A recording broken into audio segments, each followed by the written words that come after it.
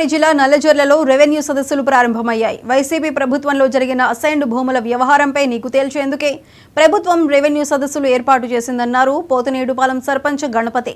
YCP ప్రభుత్వ సమయంలో అనుముని లంకలో ఉన్న ప్రభుత్వ భూమిని కొందరు నకిలీ పట్టాలతో విక్రయించారన్నారు.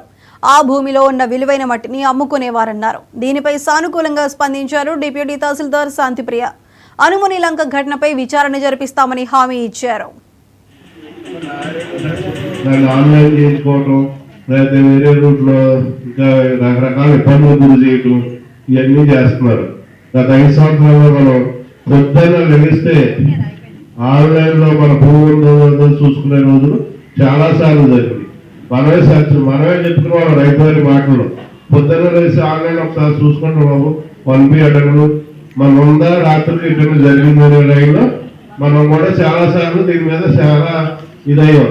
మనం ఇది ఎప్పుడైతే మనకి మొన్న ఎలక్షన్ టైం ముందు కూడా మనం ఎక్కువగా జరిసింది ఏం తెలిసా, మనం ఈ యాక్ట్ గురించి, ఈ భూమి యాక్ట్ తీసుకొచ్చారు కదా, దాని గురించే మనం నడిచాం.